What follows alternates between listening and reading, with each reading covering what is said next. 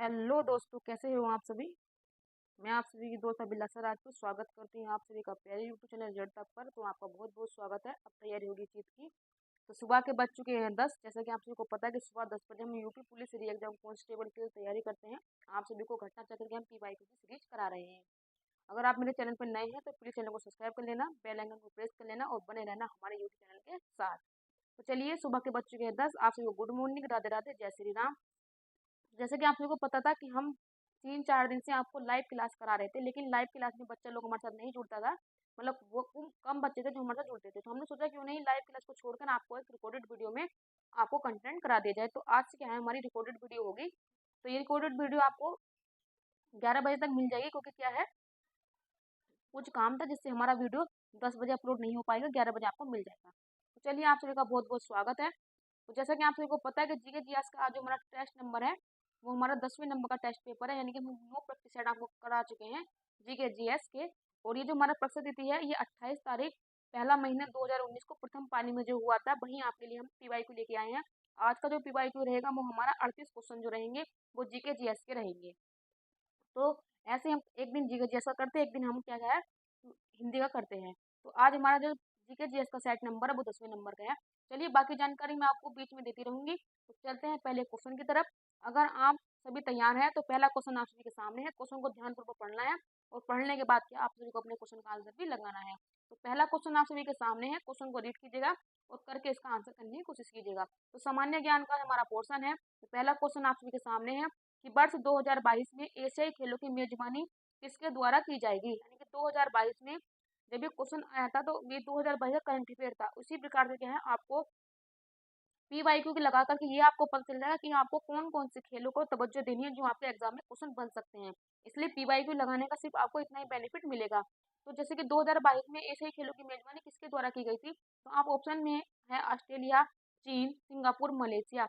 तो उसी प्रकार से क्या है, आपको 2023 और 24 में जितने भी आपके साथ खेल हुए होंगे, या 2025-26 में जो भी खेलों की जो मेजबानी देश करेगा तो उनके नाम क्लियर हो जाते हैं। तो वो सभी के यहाँ आप याद करके चलेंगे। लेकिन आपको क्वेश्चन नंबर 1 का आंसर बताएंगे तो आप बताएंगे 2022 में एशियाई खेलों की जो मेजबानी की थी वो चीन के द्वारा की गई थी।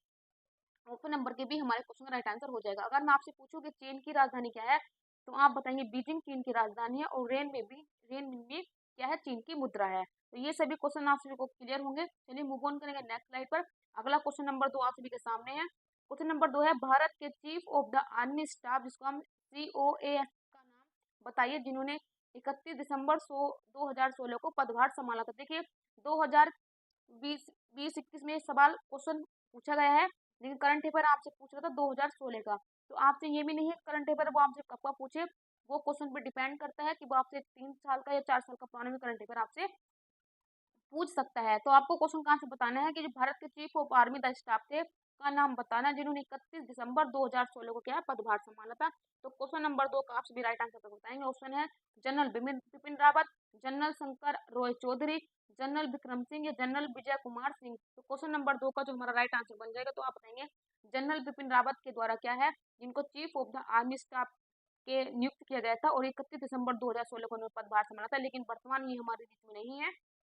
इनकी क्या है, जब तमिलनाडु में एरोप्लेन के द्वारा यात्रा कर रहे थे तो एरोप्लेन क्रैश होने की क्या है, इनकी मृत्यु हो गई थी। तो वर्तमान में जो हमारे chief of the army staff है वो हो जाएंगे अनिल चौहान। पहले हमारे चीफ ऑफ द स्टाफ कौन थे, तो आप बताएंगे जनरल बिपिन रावत जी, लेकिन वर्तमान में कौन है, अनिल चौहान जी है। तो क्वेश्चन नंबर 2 का तो राइट आंसर बनेगा option number A. Move on करेंगे नेक्स्ट स्लाइड पर। अगला क्वेश्चन आप सभी के सामने है। क्वेश्चन नंबर 2 है कि नवंबर 2018 को 33वां आसियान शिखर सम्मेलन कहाँ पर आयोजित किया गया था। यानी कि आसियान का जो 33वां शिखर सम्मेलन था वो कहाँ पर आयोजित किया गया था। तो जल्दी से आप मुझे क्या है क्वेश्चन का राइट आंसर करके बताएंगे फटाफट से। मैं आप सभी का क्वेश्चन देख रही हूँ आपके। तो है इंडोनेशिया, थाईलैंड, सिंगापुर या मलेशिया। तो आप बताएंगे नवंबर 2018 में 33वां आसियान शिखर सम्मेलन कहाँ पर किया गया था। तो क्वेश्चन नंबर 3 का जो हमारा सही जवाब बनेगा वो बन जाएगा ऑप्शन नंबर के, जल्दी से बताएंगे सिंगापुर में क्या है 33वां आसियान शिखर सम्मेलन किया गया था। तो ऑप्शन नंबर के सी हमारे क्वेश्चन का राइट आंसर बन जाएगा। अगर मैं आपसे पूछूं कि सिंगापुर की राजधानी क्या है, तो आप बताएंगे सिंगापुर की राजधानी क्या है, सिंगापुर सिटी है। तो आप ये भी याद रखेंगे। सिंगापुर आपसे अगर पूछा जाए ये कौन सी कंट्री देशों में आता है, तो आपको पता होगा जो हमारे ये आते हैं आसियान कंट्री देशों में क्या सिंगापुर भी आता है। तो आप ये भी याद रखेंगे। अगर मैं आपसे पूछूं कि 22 जो 2023 में, चलिए मैं इसको रफ कर देती हूँ। अगर मैं आपसे क्वेश्चन पूछूं कि 2023 में जो शिखर सम्मेलन हुआ, आसियान शिखर सम्मेलन, वो कौन से देश में आयोजित किया गया था, तो फटाफट से आप मुझे बताएंगे। तो आप बताएंगे 2023 में 43वां क्या है आसियान शिखर सम्मेलन जो है इंडोनेशिया में मनाया गया था। तो इंडोनेशिया में जो आपको पता होगा, जो ये आसियान शिखर सम्मेलन है, इसमें क्या है, पहले 10 सदस्य थे, अब इसमें एक सदस्य और आ गया, तिमोर लेस्ते। तो वर्तमान में आसियान में कितने 11 सदस्य हो गए हैं, तो आपको ये भी पता होना चाहिए। तो जो भी आसियान देशों की जो कंट्री होती है, 11 कंट्री, उनमें से एक क्या है, वो आसियान देशों की क्या है कंट्री की मेंबरशिप करता है। तो 2023 में 43वां जो आसियान शिखर सम्मेलन हुआ था, वो कहाँ पर होता है, इंडोनेशिया में। और इंडोनेशिया की राजधानी क्या, जकार्ता। लेकिन वर्तमान में इसकी राजधानी को परिवर्तित करके बोर्नियो द्वीप का जो नूर सुनतारा कालीमंतान द्वीप, वहां पर इसको शिफ्ट कर दिया गया है। तो ये सभी क्वेश्चन भी आप सबको पता होने चाहिए, क्योंकि एग्जाम में पता नहीं आपसे कौन सा क्वेश्चन पूछ ले। आगे बढ़ेंगे क्वेश्चन नंबर 4 पर, जो आप सभी के सामने है। क्वेश्चन नंबर 4 को पढ़ना है और पढ़ के आप सभी को क्या है, इसका उत्तर भी करना है। तो फटाफट से मुझे क्वेश्चन नंबर 4 का आप सभी उत्तर बताएंगे कि मानव शरीर का कौन सा अंग इंसुलिन पैदा करता है। कि मानव शरीर का कौन सा अंग क्या है, इंसुलिन पैदा करता है, वही आपको बताना है। ऑप्शन यकृत, ऑप्शन अग्नाशय, तिल्ली के पित्ताशय। तो मानव शरीर में जो इंसुलिन कौन पैदा करता है, वही आप बताएंगे। अगर मैं आपसे पूछूं कि इंसुलिन क्या है, तो इंसुलिन एक प्रकार का प्रोटीन होता है। क्योंकि कभी कभी क्वेश्चन ये भी आता है कि जो इंसुलिन है वो क्या है, प्रोटीन है, कार्बोहाइड्रेट है, वसा है, क्या है। तो आप बताएंगे जो इंसुलिन है वो एक प्रकार का प्रोटीन है। और इंसुलिन कहाँ से आपको स्रावित होता है, तो आप बताएंगे ये हमारे अग्नाशय सेल, अग्नाशय जो होता है, अग्नाशय की जो बीटा सेल होती है, बीटा सेल से क्या है इसका रिसाव होता है। ऑप्शन नंबर के भी हमारे क्वेश्चन का राइट आंसर हो जाएगा। क्योंकि अल्फा बीटा गामा क्या है, हमारे जो अमाशय होते हैं, सेल पाई जाती हैं, जो अमाशय की हमारी बीटा सेल होती है, उससे क्या है इंसुलिन का स्रावण होता है। इंसुलिन क्या है, एक प्रकार का प्रोटीन है। ये भी आप याद रखेंगे, क्योंकि कभी कभी क्वेश्चन ये भी पूछ सकता है कि कार्बोहाइड्रेट है, वसा है, लिपिड है, क्या प्रोटीन है। तो आपको ये पता होना चाहिए। अगर मैं आपसे पूछूं कि अगर हमारे शरीर में इंसुलिन की कमी हो जाती है, तो आपको पता होगा हमको क्या है, माने मानव को क्या है, मधुमेह रोग हो जाता है। मधुमेह रोग को आप डायबिटीज भी कहते हैं। अगर मैं आपसे पूछूं कि मधुमेह दिवस कब मनाया जाता है, तो आप बताएंगे 14 नवंबर को क्या है मधुमेह दिवस भी मनाया जाता है। क्योंकि इस प्रकार का क्वेश्चन भी एग्जामिनर आपसे पूछ लेता है। तो मुझे यकीन है कि आप सभी को ये सारे जो पॉइंट मैंने बताए हैं, ये आप सभी को याद भी होंगे। अगर आपको थोड़ा बहुत कंफ्यूजन होगा तो आपको ये रिकॉल भी हो गए होंगे। चलिए मूव ऑन करेंगे नेक्स्ट स्लाइड पर। अगला क्वेश्चन आप सभी के सामने है। क्वेश्चन नंबर 5 पर जाएंगे। क्वेश्चन नंबर 5 है कि निम्नलिखित में से तत्व एक धातु है जो कक्षीय तापमान पर द्रव अवस्था में पाया जाता है। यानी कि आपको बताना है जो तत्व है वो एक अधातु है, जो आप कमरे के टेम्परेचर पर उसको आप क्या द्रव अवस्था में पाते हैं। तो क्वेश्चन नंबर 5 का आप सभी को आंसर बताना है। ऑप्शन है पारा, ब्रोमीन, क्लोरीन या हीलियम। तो क्वेश्चन नंबर 5 का जो आप सभी को राइट आंसर बताना है, फटाफट से मुझे आप क्वेश्चन नंबर 5 का सही उत्तर करके बताएंगे। आपको याद रखना है कि आपसे अधातु पूछा है, यानी कि आपको नॉन मेटल बताना है, मेटल नहीं बताना है। क्योंकि आपको ऑप्शन में मेटल भी मिलेगा, नॉन मेटल भी मिलेगा। इसलिए क्वेश्चन को बहुत ध्यानपूर्वक सतर्कता से करना है। आपसे पूछ रहा है कि नॉन मेटल है वो कमरे के टेम्परेचर पर यानी कक्षीय तापमान पर क्या द्रव अवस्था में पाई जाती है। ऑप्शन आप सभी के सामने है, फटाफट से इसका आंसर करके बताएंगे।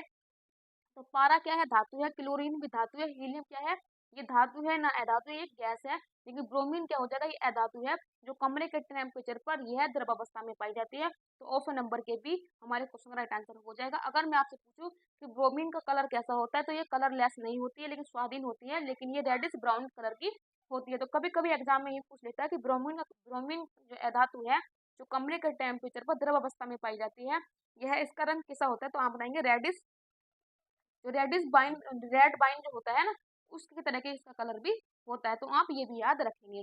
अगर चलिए ये क्वेश्चन तो क्वेश्चन के संबंधित आंसर हो गया। अगर मैं आपसे पूछूं ऐसी कौन सी धातु है जो कमरे के टेम्परेचर पर द्रव अवस्था में पाई जाती है, तो आप बताएंगे जो मरकरी होती है, वो मरकरी जो होती है mg, मरकरी जो होती है, ये हमारी क्या है मरकरी, ये Hg इसको बोल देते हैं। तो ये क्या है कमरे के टेम्परेचर पर क्या है द्रव अवस्था में पाई जाती है। और जो पारा क्या है धातु अमलगन भी बनाता है। लेकिन अगर आपसे पूछूं कि वह कौन सी धातु है जो पारे के साथ अब अमलगन सॉरी अमलगन नहीं बनाती, तो आप बताएंगे सोना। अगर मैं आपसे पूछूं कि पारे को, क्योंकि ये धातु के साथ रिएक्शन करके अमलगन बना लेता है, तो ऐसी कौन सी धातु है कि जिसमें पारे को हम रखते हैं, तो आप बताएंगे लोहा में क्या है, इसको लोहा में इसको संरक्षित करके रखा जाता है, क्योंकि लोहा के साथ क्या है ये अमलगम नहीं बनाता है। अगर आपसे पूछा जाए जो डेंटिस्ट होता है, जो हमारी दाढ़ किसी की खोपड़ी हो जाती है, मतलब कीड़ा लग जाता है, तो उसको भर देता है, तो ऐसा कौन सा अमलगम वो भरता है कि जिसमें हमारे दांत को भर दिया जाता है, तो आप बताएंगे वहां पर क्या है सिल्वर, जो सिल्वर का अमलगम होता है पारा और सिल्वर के अमलगन को तैयार जो धातु बन जाती है अमलगम, उससे क्या है हमारे दांत को भर दिया जाता है। तो कभी कभी आपसे वह क्वेश्चन भी पूछ सकता है, तो ये भी आप क्वेश्चन को याद रखेंगे। अगर आपसे पूछे कि क्लोरीन का उपयोग कहाँ पर करते हैं, तो आपने देखा होगा कि आजकल बहुत ज्यादा से गर्मी हो रही है, तो सब लोग क्या है वाटर लैंड जाते हैं। तो जहाँ पर वाटर लैंड में स्विमिंग पूल जो होता है, उसमें क्लोरीन की गैस जो होती है उसको छोड़ दिया जाता है। तो जहाँ पर क्या है मतलब कि पानी को फिल्टर करने में, पानी का शुद्धिकरण करने में क्या है क्लोरीन का यूज भी करते हैं। तो ये भी यहाँ आप याद रखेंगे। हीलियम एक ऐसी गैस है कि हीलियम जो है ये आपको गुब्बारे में इसको भर के जो होता है उसको छोड़ दिया जाता है, क्योंकि हीलियम का जो बाहर होता है वो जो हमारी ऑक्सीजन होती है उससे क्या कम होता है। तो गुब्बारे गुब्बारे को ऊपर की ओर उड़ाने के लिए क्या है हम हीलियम गैस का भी यूज करते हैं। तो चारों क्वेश्चन मैंने आप सभी के सामने डिस्क्राइब कर दिए हैं। आप सभी को ये डिटेल मालूम भी होगी और काफी आपको अच्छा भी लगा होगा। चलिए क्वेश्चन की तरफ बढ़ते हैं। नेक्स्ट, निम्नलिखित में से तत्व की परमाणु त्रिज्या सबसे छोटी होती है। यानी कि आपको वो तत्व बताना है जिसकी परमाणु त्रिज्या क्या है सबसे छोटी है। ब्रोमीन है, क्लोरीन है, सोडियम है, क्या कैल्शियम है। तो फटाफट से क्वेश्चन नंबर 6 का आप सभी मुझे आंसर करके बताएंगे। मैं आप सभी क्वेश्चन का कर रही हूँ इंतजार, फटाफट से आप मुझे क्वेश्चन नंबर 6 का आंसर बता दीजिएगा फटाफट से। तो हम बताएंगे हमारे क्वेश्चन का जो राइट आंसर बनेगा कि कौन से परमाणु की त्रिज्या सबसे छोटी होती है, वही आपको बताना है। तो हमारे क्वेश्चन का जो राइट आंसर बनेगा ऑप्शन नंबर के भी, क्लोरीन की परमाणु त्रिज्या सबसे कम होती है। इसी वजह से क्या है क्लोरीन जो है आपको पता हो क्लोरीन हेलोजन, जो हेलोजन हमारे तत्व होते हैं उसका क्या है ये एलिमेंट है। और जो हमारे ग्रुप 17 होता है उसको हम हेलोजन तत्व भी बोल देते हैं, हेलोजन ग्रुप भी बोल देते हैं। तो क्लोरीन जो है हेलोजन ग्रुप का ही एक तत्व है। ऑप्शन नंबर के बी हमारे क्वेश्चन का राइट आंसर हो जाएगा। ऑप्शन नंबर बी हमारे क्वेश्चन का राइट आंसर हो जाएगा। मूव ऑन करेंगे नेक्स्ट स्लाइड पर। अगला क्वेश्चन नंबर 7 आप सभी के सामने है कि CH3 COO CH2 and CH3 का सूत्र है। तो आपको बताना है कि ये ब्यूटानोइक अम्ल का है, मिथाइल एथोनोट का है, मिथाइल या एथिल एथोनोट का है, कि प्रोपेनोइक अम्ल का है। तो आप बताएंगे ये सूत्र जो दिया है केमिस्ट्री में ये किसका सूत्र है। तो आपने पता होगा केमिस्ट्री के अंदर 1 2 3 4 5 इस प्रकार की गिनती होती है, लेकिन पहले को मेथ एथ प्रोप ब्यूट एंड पेंट उसको पढ़ते हैं। पहले हम देखेंगे सी कार्बन जो है वो कितने हैं, एक कार्बन, दो कार्बन, तीन कार्बन, चार कार्बन, यानी हमारे पास चार कार्बन है। और चार कार्बन पर क्या आता है, पहले पे आता है मेथ एथ ब्यूट प्रोप। तो आप समझ गए होंगे। तो यहाँ पर क्या है प्रोप आएगा, यानी प्रोपेनोइक अम्ल हो जाएगा। ऑप्शन नंबर के डी हमारे क्वेश्चन का राइट आंसर हो जाएगा, क्योंकि कार्बन के ही परमाणु से आप पता लगा पाएंगे कि वो एथ है, ब्यूट है, पेंट है, हेक्स है, डेक है। उसी प्रकार से क्या है अपन यहाँ फॉर्मूले पर बहुत आसानी से पूछ सकते हैं। तो ये हमारे क्वेश्चन का राइट आंसर बन जाएगा ऑप्शन नंबर के, देखिए रुक जाओ, 1 2 3 4 सी हमारे पास पहले का हो जाएगा मेथ, इसका बन जाएगा एथ ब्यूट एंड प्रोप। तो क्वेश्चन नंबर 7 का जो राइट आंसर बनेगा वो क्या बन जाएगा, 1 2 3 4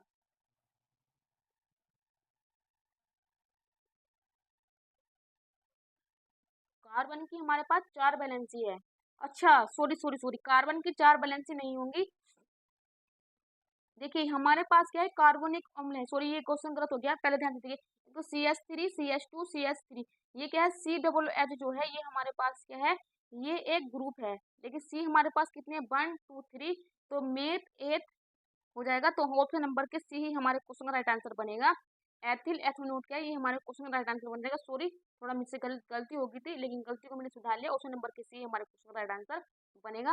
लेकिन उस प्रकार से गिनती से आप क्या है कार्बन की बैलेंसी के अनुसार से आप अपने eth meth but prop hept hept dec ये सब करके लगा सकते हैं। चलिए क्वेश्चन नंबर 8 पर चलेंगे कि द्रव्यों का घनत्व नापने के लिए किस उपकरण को प्रयोग में लाया जाता है, यानी उपयोग किया जाता है। यानी कि जब आपको द्रव्यों का घनत्व मापना होता है तो किस उपकरण का प्रयोग करके आप क्या है मापते हैं, एनीमोमीटर का, बेवामीटर का, यूडियोमीटर का या पिक्नोमीटर का। तो फटाफट से क्वेश्चन नंबर 8 का फटाफट से मुझे राइट आंसर बताएंगे कि द्रव्यों का घनत्व नापने के लिए यानी कि लिक्विड की डेंसिटी को मापने के लिए आप कौन से यंत्र का प्रयोग करेंगे। तो आप बताएंगे ऑप्शन नंबर के डी, ये हमारे क्वेश्चन का राइट आंसर हो जाएगा। पिक्नोमीटर का यूज किया जाता है। तो ऑप्शन नंबर के डी ये हमारे क्वेश्चन का राइट आंसर बन जाएगा स्टूडेंट।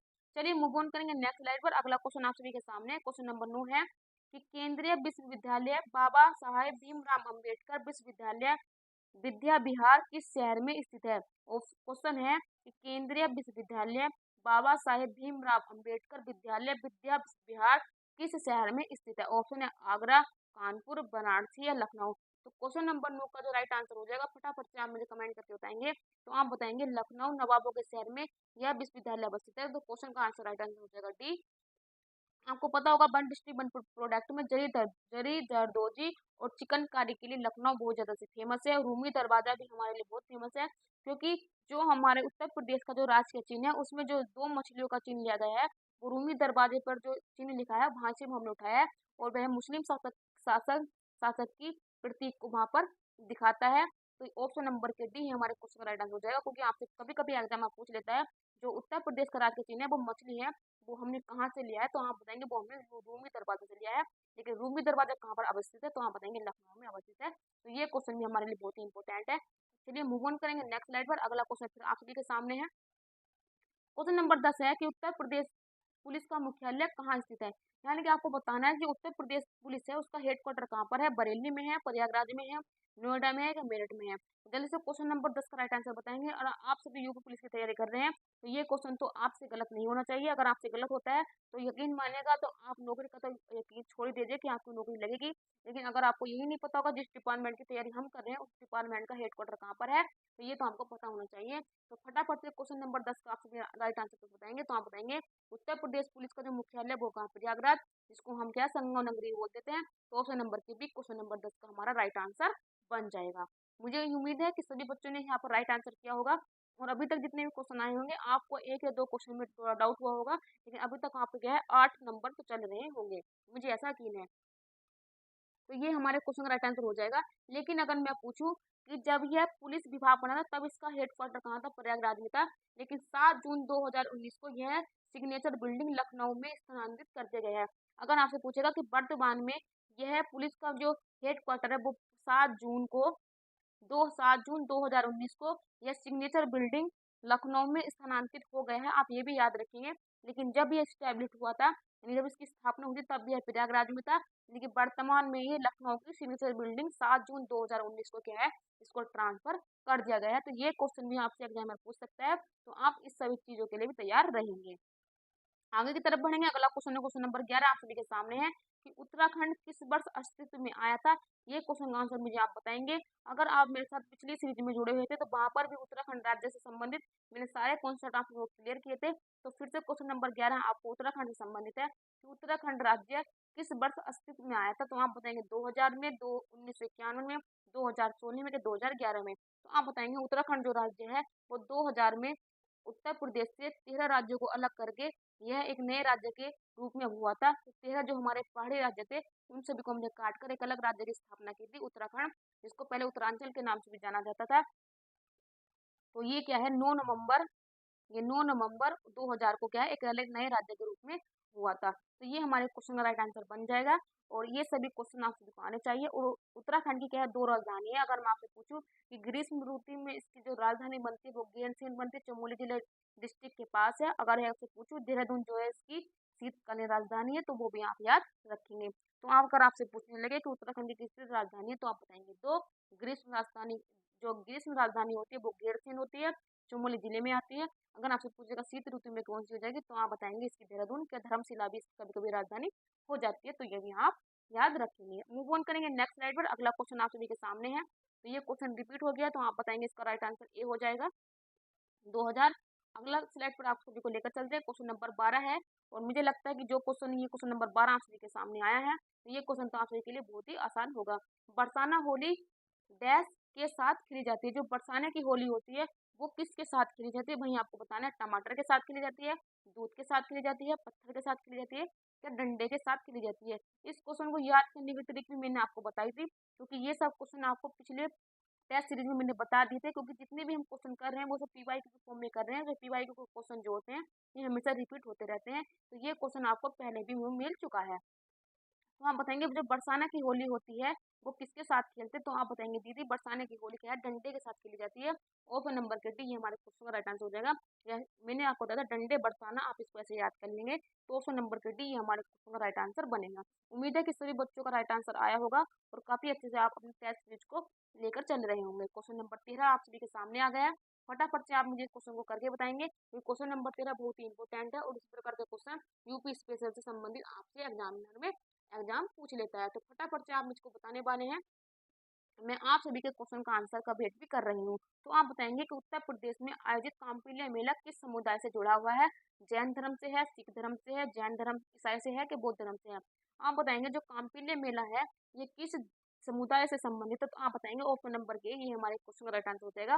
जो कांपिल्य मेला है वो जैन धर्म से संबंधित है। तो ये तो हमारे क्वेश्चन राइट आंसर बन गया। अगर मैं आपसे पूछूं कि कांपिल्य मेला उत्तर प्रदेश के किस जिले में आयोजित किया जाता है, तो आप बताएंगे यह फर्रुखाबाद जिले में आयोजित किया जाता है। अगर मैं आपसे पूछूं कि फर्रुखाबाद से और क्या संबंधित है, तो आप बताएंगे जो महादेवी वर्मा थी उनका जन्म भी कहाँ है?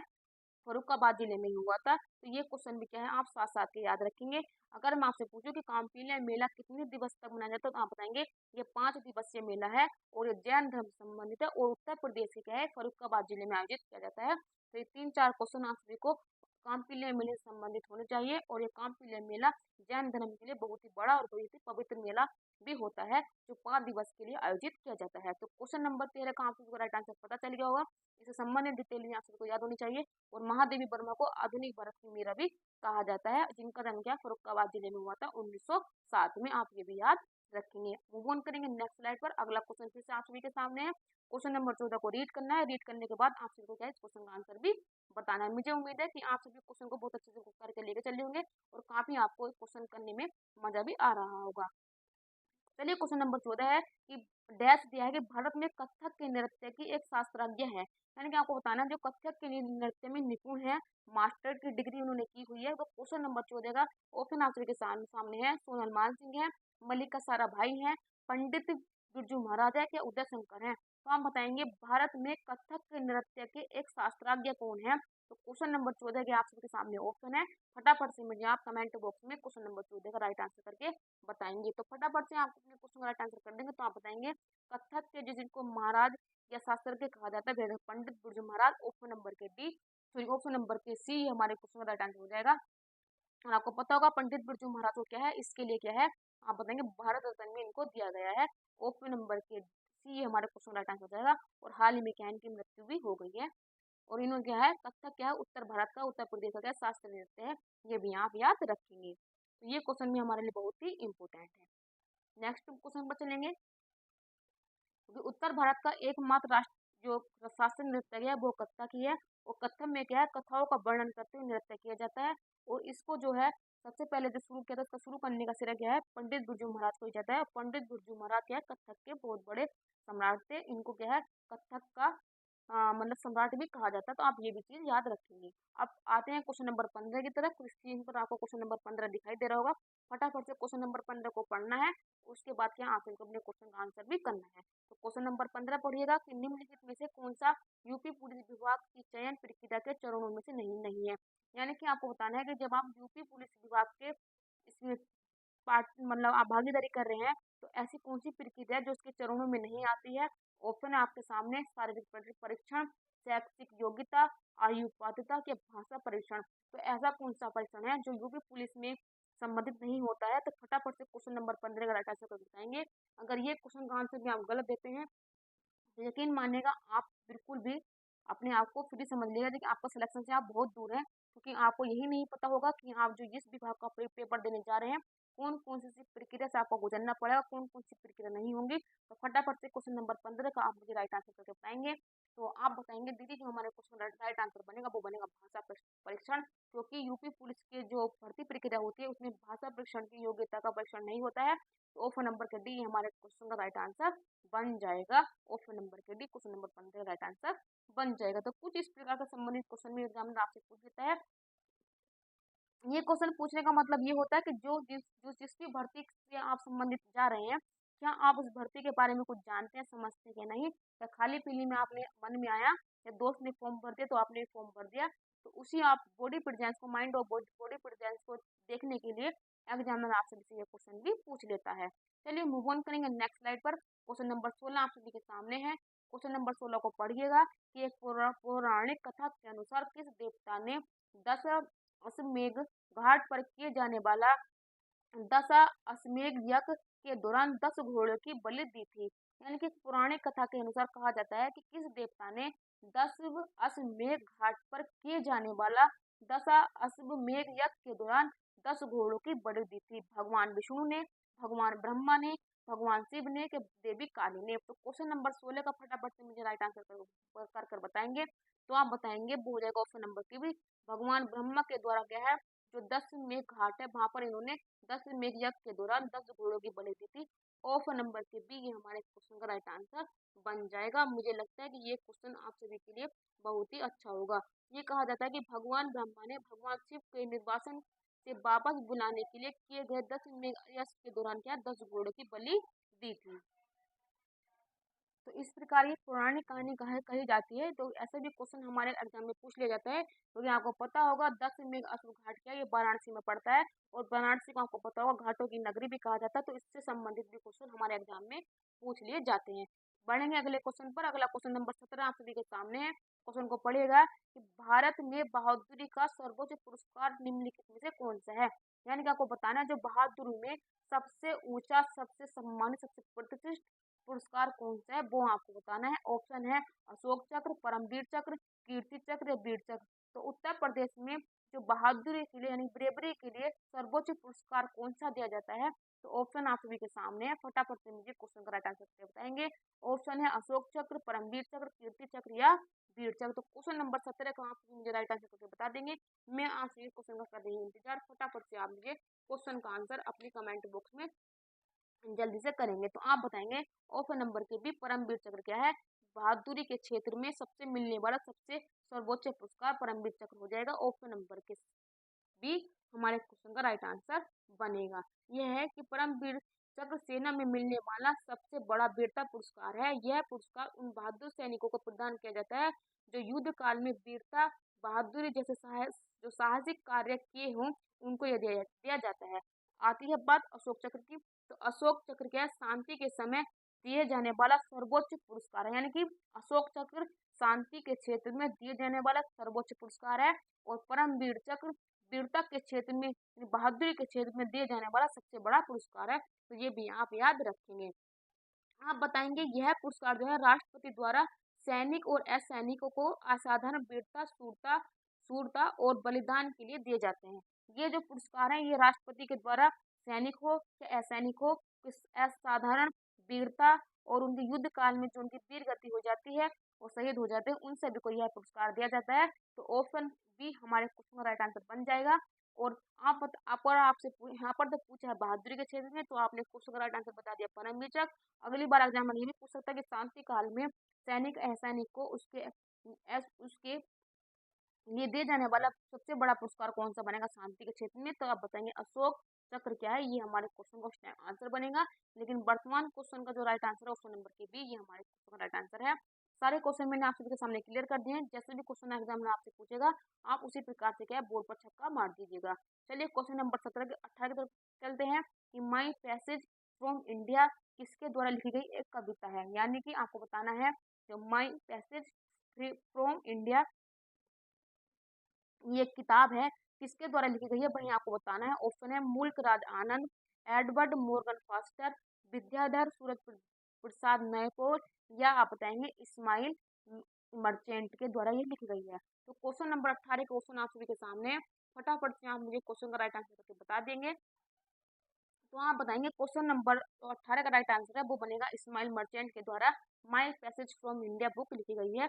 ऑप्शन नंबर के डी ये हमारे क्वेश्चन का राइट आंसर बन जाएगा। मुझे है कि आपने ये सभी क्वेश्चन भी लिखा होगा। A filmmakers journey from Bombay to Hollywood नामक पुस्तक भी क्या है, ये भी इस्माइल मर्चेंट के द्वारा लिखी गई है। और माई पैसेज फ्रॉम इंडिया भी क्या है इस्माइल मर्चेंट के द्वारा लिखी गई है। तो दोनों पुस्तकों के जो लेखक है वो इस्माइल मर्चेंट बनेंगे।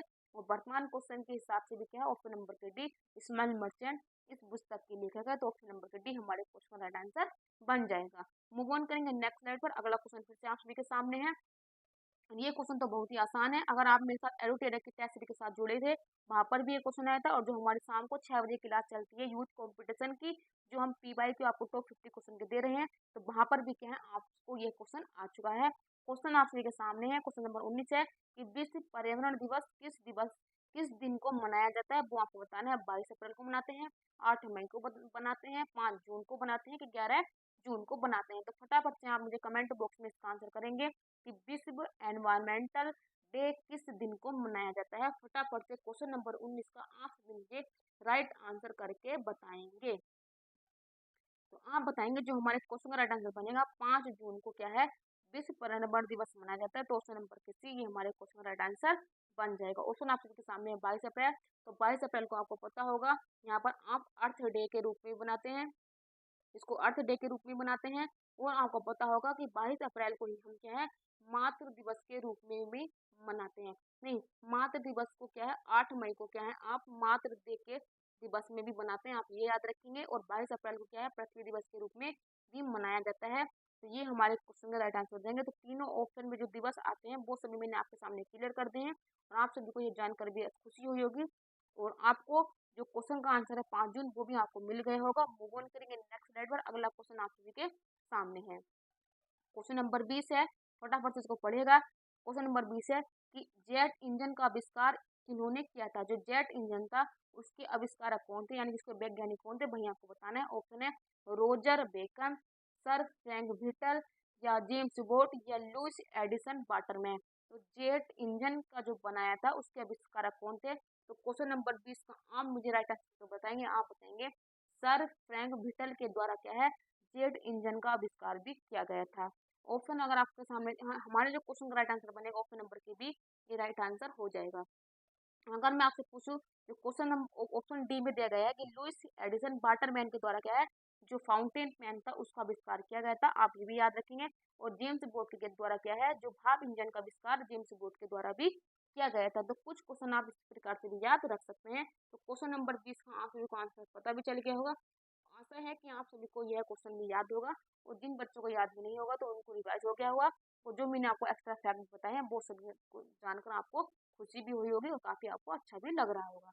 अगर आपको मेरे साथ जुड़कर यह टेस्ट सीरीज करने में अच्छा लग रहा है तो स्टूडेंट आपसे एक मेरा प्रार्थना है कि फटाफट से हमारे चैनल को सब्सक्राइब कर लीजिएगा और हमारे रिजल्ट तक परिवार का हिस्सा बन जाइएगा, मुझे बहुत खुशी होगी। और प्रेमलता यादव जी और हमारे आयुष जी, रीशु सिंह जी और बहुत से हमारे स्टूडेंट जो हमारे साथ लाइव सेशन में जुड़ते थे उन्होंने कहा था कि दीदी 5 तारीख तक हमारे 1K सब्सक्राइबर पूरे हो जाएंगे। तो मैं चाहूँगी कि सभी हमारे चैनल को सब्सक्राइब करें, हमारे परिवार का हिस्सा बने और 5 तारीख तक क्या है हमारे 1K सब्सक्राइबर कंप्लीट हो जाएंगे। तो आप सभी के साथ एक पार्टी की जाएगी और आप सभी को क्या है पार्टी में बुलाया भी जाएगा और हमारी वो पार्टी ऑनलाइन प्लेटफॉर्म के थ्रू की जाएगी। तो आप सभी को क्या है उस पार्टी का हिस्सा बनाया जाएगा और जितना भी हो सकेगा कि आप सभी को क्या है उसमें जोड़ने की कोशिश भी की जाएगी। तो ये सभी खुशी आप सभी के साथ मिलकर हम मनाएंगे। मुझे आशा है कि आप सभी क्या है अपना अमूल्य योगदान देंगे और काफ़ी अच्छे से क्या है हमारे चैनलों को आगे की तरफ बढ़ाएंगे। ये सभी चैनल आप सभी के लिए बनाया गया है। आप चलते हैं क्वेश्चन नंबर 21 पर जो बहुत ही ये इम्पोर्टेंट क्वेश्चन है कि निम्नलिखित में से कौन सा सामाजिक मीडिया नेटवर्क का एक सार्वजनिक रूप से सूचीबद्ध कंपनी नहीं है। यानी कि आपको बताना है जो सामाजिक जो मीडिया है नेटवर्क में एक सार्वजनिक रूप से सूचीबद्ध कंपनी नहीं है। वहीं आपको बताना है ट्विटर है, फेसबुक है, वाइबो है, क्या क्यों क्यों क्यों बोरा है, क्यों बोरा है। तो ये जो आपको कंपनी बताई गई है ये एक सोशल मीडिया से संबंधित कंपनी है। ऐसी कौन सी कंपनी है जो पब्लिक रूप में क्या सूचीबद्ध नहीं है।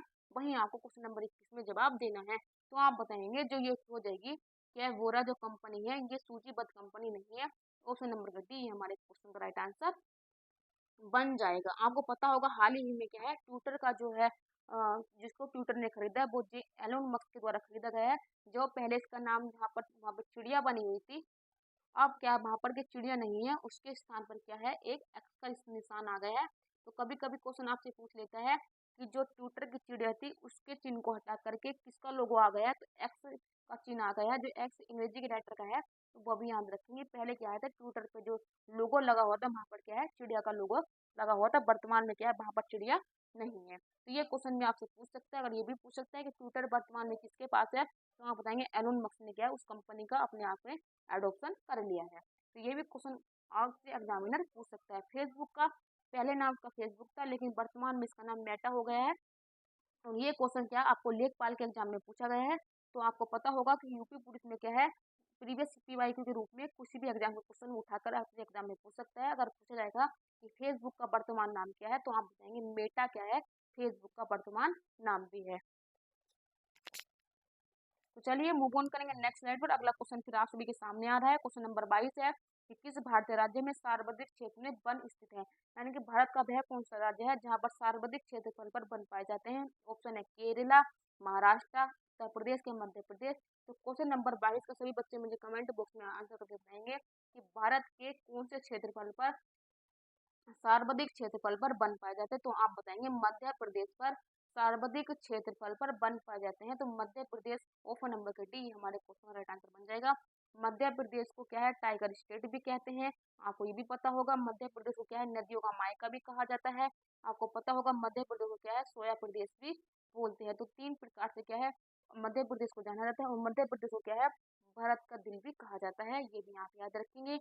अगर मैं आपसे पूछूं कि सर्वाधिक प्रतिशतता के आधार पर सॉरी भारत के किस राज्य में वन पाए जाते हैं, तब आप बताएंगे मिजोरम क्या है। जब हमारे क्वेश्चन का राइट आंसर बन जाएगा। जब आपसे क्या है ये प्रतिशतता के आधार पर पूछेगा, अगर क्षेत्रफल के आधार पर पूछेगा तब आप आंसर बताएंगे मध्य प्रदेश। और अगर आपसे पूछेगा प्रतिशतता के हिसाब से तब आप आंसर बताएंगे मिजोरम। तो दोनों क्वेश्चन दोनों अलग अलग फॉर्म में पूछे जाएंगे। तो उसी प्रकार से आपको अपने क्वेश्चन का आंसर देना है। मध्य प्रदेश को किन किन नामों से ज्यादा जाना जाता है वो भी मैंने आप सभी के सामने रख दिया है। इस प्रकार से क्वेश्चन आप सबसे पूछ सकते हैं। तो आप अपने क्वेश्चन का आंसर वहां पर बना सकते हैं। तो ये हमारे संबंधित डिटेल होंगी और फैक्ट भी साथ साथ में आप याद करते हुए चलेंगे अपने नेक्स्ट क्वेश्चन पर। क्वेश्चन नंबर 30 आप सभी के सामने आ गया है। फटाफट से क्वेश्चन को पढ़ना है, पढ़ने के बाद आपको इस क्वेश्चन का आंसर भी देना है। पहले बिलैंग दिया है, यानी कि पूछ रहा है जो फिनलैंड है उसकी शासकीय मुद्रा क्या है। यानी कि फिनलैंड में जो करेंसी यूज की जाती है वही आपको बताना है। डॉलर यूज करते हैं, पौंड यूज करते हैं, रियाल यूज करते हैं कि यूरो यूज करते हैं। तो आप बताएंगे फिनलैंड जो देश है उसमें कौन सी मुद्रा चलन में है, वही आपको बताना है। तो क्वेश्चन नंबर 30 को आप सभी का आंसर मुझे बताएंगे। मैं आपके क्वेश्चन का कर रही हूँ इंतजार। तो आप बताएंगे जो फिनलैंड है वो स्कैंडिनेवियन कंट्री का देश है। आपको ये भी पता होगा जब आप यूरोप का मैप पढ़ते हैं तो यूरोप में सबसे पहले आपको यहाँ पर नॉर्वे मिलेगा, फिर आपको क्या है फिनलैंड मिलेगा, फिर आपको क्या है यहाँ पर मिल जाएगा स्विट्जरलैंड मिलेगा, फिर आपको यहाँ पर डेनमार्क भी मिलेगा। तो ये फिनलैंड जो देश है इसमें कौन सी मुद्रा चलन में है, तो आप बताएंगे यूरो मुद्रा चलन में है। क्योंकि जितने भी यूरोप के देश है वहां पर अधिकतर देशों में क्या है यूरो मुद्रा ही चलती है। तो ऑप्शन नंबर के डी हाँ हमारे क्वेश्चन का राइट आंसर भी बन जाएगा। और यूरोप में जो फिनलैंड है वो स्कैंडिनेवियन कंट्री का देश है। और स्कैंडिनेवियन कंट्री में क्या है आपको चार देश मिलेंगे। एक तो मिलेगा नॉर्वे, एक मिलेगा स्वीडन, एक मिलेगा फिनलैंड और एक मिलेगा आपको डेनमार्क। तो ये चारों देश क्या है स्कैंडिनेवियन कंट्री में आते हैं। अगर आपसे पूछा जाए कि यूरोप के नक्शे में सबसे ऊपर की तरफ आपको यही देश मिलेंगे, तो ये भी क्या है आप सभी को पता होना चाहिए। और नक्शे में ये यूरोप के नक्शे में कहाँ पर है ये भी आपको पता होना चाहिए। जैसे कि हमारा चैनल फैमिली हमारी बड़ी हो जाएगी तो आपको डिजिटल बोर्ड पे मैपिंग की क्लासेस मेरे थ्रू पढ़ाई जाएगी। तो वहाँ पर भी आपको क्या है मैपिंग पढ़ने में बहुत ही मजा आएगा। लेकिन वो सब चीज़ें करने के लिए आप सभी को अपना अमूल्य योगदान देना पड़ेगा। ज़्यादा से ज़्यादा परिवार के हिस्से को बनना पड़ेगा। जितना हमारा बड़ा परिवार होगा उतनी चीज़ हमारे पास सोर्सेज बढ़ते चले जाएंगे और आपको पढ़ाई में उतना ही इंटरेस्ट आता रहेगा। आपको वर्ल्ड ज्योग्राफी भी मेरे द्वारा पढ़ाई जाएगी, वो भी डिजिटल चैनल पे। उस सभी के लिए क्या है आपको मेहनत करनी होगी, उन भी मेहनत करनी होगी। अब मूव ऑन करेंगे नेक्स्ट स्लाइड पर। अगला क्वेश्चन फिर से आप सभी के सामने आ रहा है। फटाफट से क्वेश्चन नंबर 24 को पढ़ना है और पढ़ने के बाद क्या है आप सभी को इसका आंसर भी करना है। कौन सी रेखा भारत और पाक सीमा को तय करती है, वही आपको बताना है। क्वेश्चन पूछने का मतलब ये है कि भारत और पाकिस्तान के बीच कौन सी समय जो सीमा है जो रेखा है वो तय की गई है, वही आपको बताना है। ऑप्शन है आप सभी के पास, फटाफट से मुझे आप कमेंट में आंसर करके बताएंगे। मैकमोहन रेखा है, रेडक्लिफ रेखा है, मेडिसन लाइन है कि डुरंड लाइन है। तो भारत और पाकिस्तान की सीमा निर्धारित करने वाली रेखा है वो फटाफट से कौन सी है, तो आप बताएंगे रेडक्लिफ रेखा को क्या है। भारत और पाकिस्तान के बीच जो सीमा को निर्धारण करने वाली रेखा है उसको बोलेंगे रेडक्लिफ रेखा। ऑप्शन नंबर के बी ये हमारे क्वेश्चन का राइट आंसर बन जाएगा। मैकमोहन रेखा जो है कि भारत और चीन के मध्य स्थित रेखा है। आप बताएंगे डुरंड रेखा यह पाकिस्तान और अफगानिस्तान के मध्य स्थित रेखा है। पहले यह भारत और अफगानिस्तान के मध्य होती थी, लेकिन जब से भारत से पाकिस्तान अलग हुआ है तब से यह रेखा पाकिस्तान और भारत के अफगानिस्तान के मध्य में आ गई है। तो इस प्रकार से आप अन्य चीजें भी याद रखेंगे। लेकिन हमारे क्वेश्चन नंबर 24 का जो राइट आंसर बनेगा स्टूडेंट वो बनेगा रेड क्लिफ रेखा। ऑप्शन नंबर डी ये हमारे क्वेश्चन नंबर 24 का राइट आंसर बन जाएगा।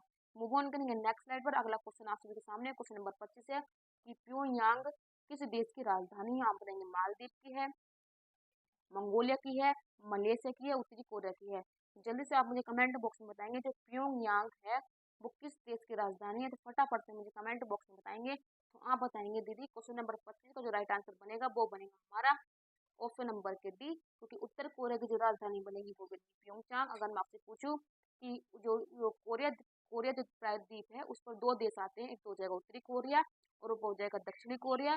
जो उत्तरी कोरिया की राजधानी वो हो जाएगी प्योंगयांग और दक्षिणी कोरिया की जो राजधानी बनेगी वो बन जाएगी सियाल। ये आपको पता होना चाहिए। अगर आपसे पूछे उत्तर कोरिया और दक्षिणी कोरिया के बीच क्या है, 17वीं समांतर रेखा जो है इन दोनों देशों को अलग करती है, तो वो 17वीं समांतर रेखा बन जाएगी। और आपको पता होगा कि जो कोरिया प्रायद्वीप है इसके क्या है पूरब में क्या है, आपको यहाँ पर कौन सा देश मिलेगा, आपको यहाँ पर क्या है मिल जाएगा जापान देश में, आपको इधर की तरफ मिल जाएगा। तो ये भी आपको याद रखना है। मालदीव की राजधानी माले है, मंगोलिया की राजधानी उलान बटोरा, ये भी आप याद रखेंगे। और मलेशिया की राजधानी क्या है ये आप मुझे कमेंट बॉक्स में कमेंट करके बताएंगे, क्योंकि मैं इस देश की राजधानी आप सभी को पहले बता चुकी हूँ। चलिए अगले क्वेश्चन पर मूव ऑन करेंगे। अगला क्वेश्चन नंबर 26 आप सभी के सामने है कि निम्नलिखित में से कौन सा संयुक्त राज्य अमेरिका का राज्य नहीं है, यानी कि ऐसा कौन सा राज्य है जो संयुक्त राज्य अमेरिका में नहीं आता, वही आपको बताना है। तो आपसे जो क्वेश्चन में पूछा गया है कि संयुक्त राज्य अमेरिका का कौन सा राज्य नहीं है, जो ऑप्शन में दिया गया है, ऑप्शन है आपके पास न्यूयॉर्क, आप बताएंगे मिनेसोटा या लुइजियाना या अटलांटा। तो निम्नलिखित में से संयुक्त राज्य अमेरिका का कौन सा राज्य नहीं है? तो क्वेश्चन नंबर 26 का सभी आप मुझे क्वेश्चन का आंसर करके बताएंगे कि ऐसा कौन सा देश है जो सॉरी कौन सा राज्य है जो संयुक्त राज्य अमेरिका में नहीं आता है। फटाफट से आप मुझे कमेंट करके बताएंगे। तो आप बताएंगे जो अटलांटा है ऑप्शन नंबर के डी, ये हमारे क्वेश्चन का राइट आंसर बन जाएगा। अटलांटा क्या है संयुक्त राज्य अमेरिका का राज्य नहीं है, बल्कि यह क्या है संयुक्त राज्य अमेरिका का जो जॉर्जिया प्रांत है, जो इसका जॉर्जिया प्रांत है यह उसकी राजधानी है। अटलांटा क्या है जॉर्जिया जो इसका प्रांत है उसकी राजधानी है, लेकिन यह जो यू यूएसए है उसका राज्य नहीं है, बल्कि इसकी एक राज्य है जिसका नाम जॉर्जिया है, या उसकी क्या है राजधानी है। ये भी आप याद रखेंगे, अटलांटा क्या है जॉर्जिया की राजधानी है। ठीक है, यहाँ आप ये भी याद रखेंगे। तो क्वेश्चन नंबर के डी ये आपका क्वेश्चन का राइट आंसर बन जाएगा। अब मूव ऑन करेंगे नेक्स्ट स्लाइड पर। अगला क्वेश्चन फिर से आप सभी के सामने क्वेश्चन नंबर 27 है कि लक्षद्वीप के लोग जो है मलयालम के अलावा दूसरी कौन सी भाषा बोलते हैं, वही आपको बताना है। तमिल भाषा बोलते हैं क्या, क्या ये क्या है मलया भाषा बोलते हैं मलयालम, क्या बांग्ला भाषा बोलते हैं, क्या हिंदी भाषा बोलते हैं, वही आपको बताना है। तो 27 का जो क्वेश्चन है कि लक्षद्वीप के लोग मलयालम के अलावा दूसरी कौन सी भाषा बोलते हैं, वही आपको बताना है। ऑप्शन आपके सामने है, तो फटाफट से आप मुझे ऑप्शन में देखते हुए अपने क्वेश्चन का राइट आंसर बता देंगे। तो क्वेश्चन नंबर 27 का ऑप्शन आपके सामने है, तो फटाफट से मुझे क्वेश्चन नंबर 27 का आंसर करके बताएंगे कि लक्षद्वीप के जो लोग हैं वो मलयालम के अलावा कौन सी भाषा बोलते हैं। तो आप बताएंगे जो लक्षद्वीप के लोग हैं वो मलयालम भाषा के अलावा क्या है ये क्या है ये मलय नाम की भाषा को भी बोलते हैं। तो ऑप्शन नंबर के भी हमारे क्वेश्चन का राइट आंसर बन जाएगा। और लक्षद्वीप से यूपी पुलिस में क्वेश्चन आना बहुत ही मतलब ट्रेंड, क्योंकि लक्षद्वीप क्या है वो ट्रेंडिंग में आ गया था, तो ये क्वेश्चन में आप सभी के लिए बहुत इंपॉर्टेंट बन जाता है। तो ऑप्शन नंबर बी को आप इस प्रकार से याद रखेंगे। चलिए अब बढ़ते हैं हम अपने नेक्स्ट क्वेश्चन पर। तो क्वेश्चन नंबर 27 का आप सभी को पता चल गया होगा। अब बढ़ते हैं अपने नेक्स्ट क्वेश्चन क्वेश्चन नंबर 28 पर। तो क्वेश्चन नंबर 28 को सभी लोग पढ़ेंगे और पढ़ने के बाद क्या आप इसका आंसर भी करेंगे। क्वेश्चन नंबर 28 है कि छत्रपति जो शिवाजी के छोटे बेटे का नाम बताइए, जो थे छत्रपति थे वो आपको बताना है। यानी कि शिवाजी के छोटे बेटे का नाम बताना जो तीसरे छत्रपति बने थे, राजा राम, संभाजी, साहू, क्या है बाजीराव। तो शिवाजी के छोटे बेटे का नाम बताना जो तीसरे छत्रपति थे। ऑप्शन है राजा राम, संभाजी, साहू या बाजीराव। तो क्वेश्चन नंबर 28 का फटाफट से मुझे आंसर करके बताएंगे। तो आप बताएंगे जो राजा राम थे वो शिवाजी के छोटे बेटे थे और क्या है तीसरे नंबर के क्या है छत्रपति साहू थे। तो ऑप्शन नंबर के हमारे क्वेश्चन नंबर 28 का राइट आंसर भी बन जाएगा। तो आपको यह मराठा से क्वेश्चन आया था और ये टेस्ट पेपर जो आपका पेपर आप कर रहे हैं ये 2020 में हुआ था यूपी पुलिस री एग्जाम में। ठीक है, आते हैं क्वेश्चन नंबर 29 पर। फटाफट से आप इसका आंसर करेंगे। ऑप्शन ब्लैंक दिया है कि ओडिशा में आरंभ एक प्राचीन लोक नृत्य है, यानी बताएंगे जो ओडिशा में प्रारंभ का एक प्राचीन लोक नृत्य है जिसको आप फोक डांस भी बोल देते हैं, वो कौन सा है फटाफट से मुझे बताएंगे। आप बताएंगे पुली कला, राउत नाचा, क्या डोली कुनीता या घुघरा। तो ओडिशा का एक प्रारंभ में लोक नृत्य होता था उसका नाम क्या है, वही आपको बताना है। तो क्वेश्चन नंबर 29 के ऑप्शन भी आप सभी के सामने है। फटाफट से आप इसको पढ़ेंगे और पढ़ के आप मुझे क्वेश्चन नंबर 29 का आंसर भी करेंगे। तो आप बताएंगे ऑप्शन नंबर के डी, ये हमारे क्वेश्चन का राइट आंसर बन जाएगा। जो घुमरा है ये ओडिशा का प्रारंभिक प्राचीन लोक नृत्य है। ऑप्शन नंबर के डी ये हमारे क्वेश्चन का राइट आंसर बनेगा। आई होप आप सभी ने इस क्वेश्चन को बहुत अच्छे से पढ़ा होगा और काफी बच्चों ने इसका राइट आंसर भी किया होगा। अब मूव ऑन करेंगे नेक्स्ट स्लाइड पर। अगला क्वेश्चन भी आप सभी के सामने है। ये क्वेश्चन आपको स्टैटिक से पूछा गया है, तो स्टैटिक भी आप सभी को कवर करना पड़ेगा। क्वेश्चन नंबर 30 आप उनके सामने आ जाता है कि वर्ष 2018 में केंद्रीय बजट में भारत के राष्ट्रपति का वेतन प्रतिमाह कितना कर दिया गया है। यानी आपको बताना है जो वर्ष 2018 में केंद्रीय बजट में पास हुआ था, तो भारत के राष्ट्रपति का वेतन प्रतिमाह कितना कर दिया गया है वही आपको बताना है। 1.5 लाख रुपए प्रति माह, 15 लाख रुपए प्रति माह, 50 लाख रुपए प्रति माह या 5 लाख रुपए प्रति माह। तो क्वेश्चन नंबर 30 का सभी बच्चे मुझे कमेंट बॉक्स में बताएंगे कि 2018 के केंद्रीय बजट के द्वारा राष्ट्रपति का वेतन 5 लाख रुपए कर दिया गया है। अगर आपसे एग्जाम में क्वेश्चन पूछेगा कि राष्ट्रपति का जो वेतन होता है वो टैक्स कर फ्री होता है, तो आप बताएंगे हाँ, राष्ट्रपति का जो वेतन होता है वो टैक्स फ्री होता है। यानी कि जो देश का राजा, ये देश का राष्ट्रपति होता है, वो अपनी सैलरी पर कोई भी टैक्स नहीं लगता है, उसको टैक्स फ्री क्या है सैलरी दी जाती है। ऑप्शन नंबर के डी ये हमारे क्वेश्चन का राइट आंसर बन जाएगा स्टूडेंट। आई होप, मुझे उम्मीद है सभी बच्चों का यह क्वेश्चन में सही होगा। अगर मैं पूछूं कि भारतीय संविधान में वह कौन सा आर्टिकल है जहां पर भारत का एक राष्ट्रपति होगा वह वर्णित है, फटाफट से आप मुझे ऑफलाइन कमेंट बॉक्स में करके बताएंगे कि राष्ट्रपति से संबंधित कौन से आर्टिकल दिया गया है। नेक्स्ट क्वेश्चन पर बढ़ते हैं। क्वेश्चन नंबर 31 है कि भारत अपने नारियल के वार्षिक उत्पादन में और इंडोनेशिया के बाद तीसरे स्थान पर है। यानी कि आपको बताना है कि भारत अपने नारियल के वार्षिक उत्पादन में क्या है और इंडोनेशिया के बाद वह तीसरा स्थान पर है। फटाफट से आप मुझे 31 का राइट आंसर करके बताएंगे। तो आप बताएंगे ऑप्शन नंबर के डी हमारे क्वेश्चन राइट आंसर बन जाएगा। क्या बनेगा, फिलीपींस। यानी कि इसको पूरा सेंटेंस कंप्लीट करेंगे। भारत अपने नारियल के वार्षिक उत्पादन में फिलीपींस और इंडोनेशिया के बाद तीसरा स्थान लगता है। यानी कि पहला स्थान फिलीपींस का, दूसरा स्थान इंडोनेशिया का और तीसरा स्थान क्या भारत का है। तो ये क्वेश्चन आपसे ऐसे घुमा फिरा के भी पूछ सकता है, तो आपको यह क्वेश्चन भी याद होना चाहिए। तो ये हमारे क्वेश्चन का राइट आंसर बन जाएगा। लेकिन अगर मैं आपसे पूछूं कि वर्ष 2020 के संदर्भ में जो आपका FAO के द्वारा जारी आंकड़ों के अनुसार इंडोनेशिया प्रथम तथा भारत द्वितीय स्थान पर आ गया है और फिलीपींस क्या है तीसरे स्थान पर हो गया है। अगर ये क्वेश्चन आपको मतलब मॉडिफाई तरीके से पूछता है कि 2020 के अनुसार पूछेगा, तो आप बताएंगे तब उसके अनुसार उत्तर होगा। जो इंडोनेशिया है ये तो आपको पहले स्थान पर है, भारत आपको दूसरे स्थान पर मिलेगा और फिलीपींस क्या है आपको तीसरे स्थान पर मिलेगा। लेकिन जब यह क्वेश्चन आया था उस तब क्या है फिलीपींस पहले स्थान पर था, इंडोनेशिया पहले स्थान पर था और आप बताएंगे जो भारत था वो तीसरे स्थान पर था। लेकिन 2020 की रिपोर्ट के अनुसार भारत क्या है नारियल के उत्पादन पर दूसरे स्थान पर पहुंच गया है। तो ये अपडेट भी आप क्या अपने नोटबुक में नोट डाउन कर लेंगे। आगामी क्वेश्चन जो पूछा जाएगा वो आपको अपडेट तरीके से क्वेश्चन पूछा जाएगा। बढ़ेंगे अपने नेक्स्ट क्वेश्चन पर। क्वेश्चन नंबर 32 आप सभी के सामने है कि 24 जनवरी 1950 को संविधान सभा के 284 सदस्यों ने हस्तलिखित संविधान पर हस्ताक्षर किए थे जिसमें महिलाएं शामिल थी। आपको बताना है जब हमारा संविधान बनकर 24 जनवरी 1950 को तैयार हो गया था, कंप्लीट हो गया था, उस पर क्या है 284 सदस्यों ने हस्तलिखित संविधान पर हस्ताक्षर किए थे। तो उसमें कितनी महिलाएं शामिल थी जिन्होंने क्या है अपने हस्ताक्षर किए थे। ऑप्शन 30 महिलाएं थी, 20 महिलाएं थी, 15 महिलाएं थी, क्या 25 महिलाएं थी। तो क्वेश्चन नंबर 32 का सही बच्चे मुझे राइट आंसर करके बताएंगे। मैं आपसे ये क्वेश्चन का आंसर देख रही हूँ, तो आप बताएंगे दीदी 284 सदस्यों में 15 महिला शामिल थी जिन्होंने क्या अपने हस्तलिखित हस्ताक्षर क्या है अपने कहाँ पर हमारे भारतीय संविधान पर किए थे। तो ऑप्शन नंबर के सी ये हमारे क्वेश्चन राइट आंसर बन जाएगा। ऑप्शन नंबर के सी 15 महिलाएं शामिल थी। मूव ऑन करेंगे नेक्स्ट स्लाइड पर। अगला क्वेश्चन आप सभी के सामने क्वेश्चन नंबर 33 है।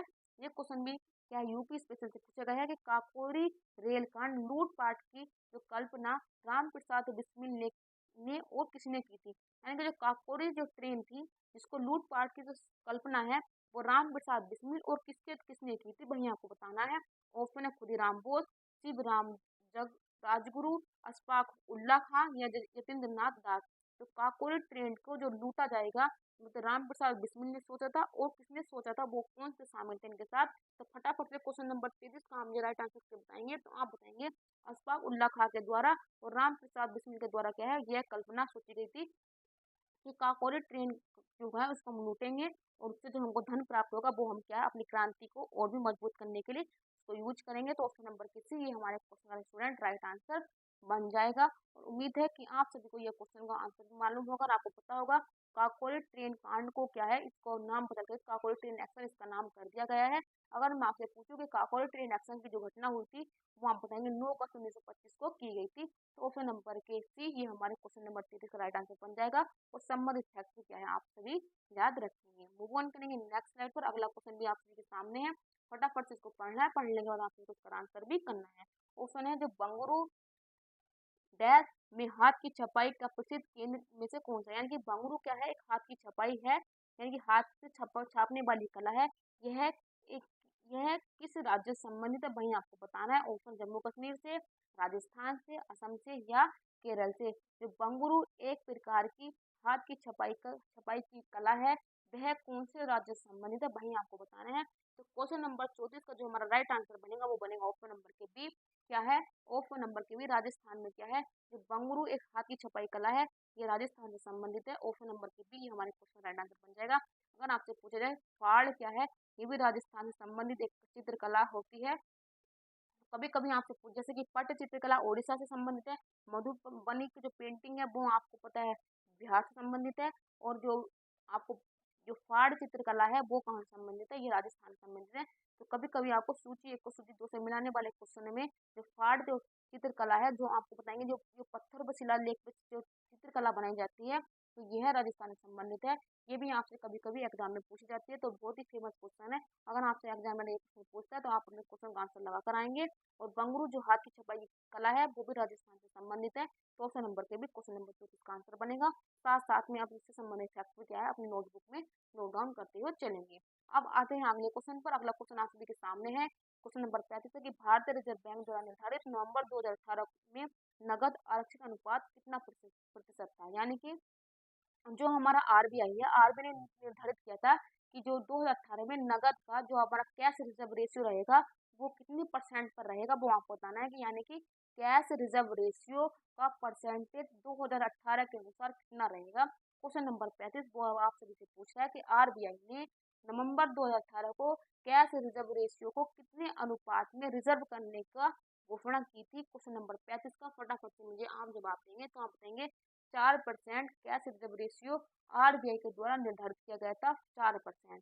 तो ये क्वेश्चन भी बहुत इंपॉर्टेंट है। ये क्वेश्चन तो अगर अब नहीं पूछा जाएगा लेकिन अगर वर्तमान में ये क्वेश्चन पूछा जाएगा तो आप सभी को क्या इस क्वेश्चन में तैयार रहना है, क्योंकि यह क्या है बैंकिंग के अनुसार से क्वेश्चन बदलते रहते हैं। लेकिन अगर वर्तमान 2022 में अगर पूछा जाएगा तो 4.50 क्या है ये हमारा कैश रिजर्व रेशियो इस टाइम चल रहा है।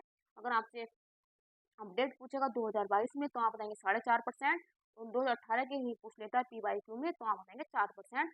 तो आपको मैंने जो अपडेट है वो भी बता दिया है, जो पीवाईक्यू में पूछा गया था वो भी मैंने आप सभी को बता दिया। अब चलते हैं क्वेश्चन नंबर 36 की तरफ कि हवा महल जो 1799 में महाराजा के द्वारा बनाया गया था, जल्दी से मुझे बताएंगे क्वेश्चन नंबर 37 का राइट आंसर क्या हो जाएगा। जो हवा महल है 1799 में बनवाया गया था, किस महाराजा के द्वारा बनवाया गया था। ऑप्शन है पृथ्वीराज चौहान के द्वारा, राय बुल्लर भाटी के द्वारा, सवाई प्रताप सिंह के द्वारा, के रानी पद्मिनी के द्वारा। तो हवा महल किसके द्वारा निर्मित करवाया गया था। क्वेश्चन नंबर 36 का आप सभी मुझे कमेंट बॉक्स में आंसर करेंगे, फटाफट से मुझे बता दीजिएगा।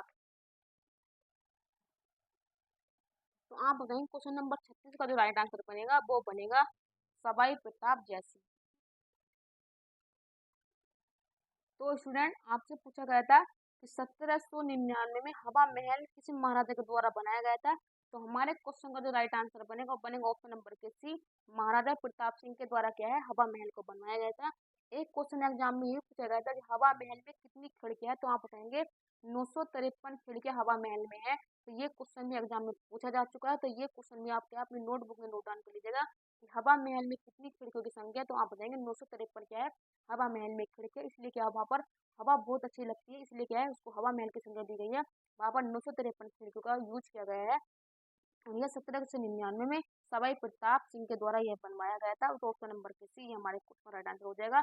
और यह कहाँ पर स्थित है तो आप बताएंगे ये कहाँ पर है, जयपुर में राजस्थान में अवस्थित है। ठीक है, मूव ऑन करेंगे नेक्स्ट स्लाइड पर। अगला क्वेश्चन आप सभी के सामने है, क्वेश्चन थोड़ा स्लाइड हट गई है, मैं इसको ध्यान से आपको पढ़ के बताऊंगी, आपको ध्यान से सुनेंगे कि संयुक्त राष्ट्र के महासचिव एंटोनियो गुटेरस किस देश के प्रधानमंत्री हैं? स्पेन के हैं, पुर्तगाल के हैं, ब्राजील के हैं कि मैक्सिको के हैं? तो संयुक्त राष्ट्र है, उसके जो महासचिव है एंटोनियो गुटेरेस, वो किस देश के प्रधानमंत्री थे? तो क्वेश्चन नंबर 37 का जो मुझे आप कमेंट करके बताएंगे, आप बताएंगे पुर्तगाल के प्रधानमंत्री थे। और पुर्तगाल की राजधानी क्या है? लिस्बन। ये भी आप याद रखेंगे। लिस्बन पुर्तगाल की राजधानी है और ये पुर्तगाल के भी निवासी हैं।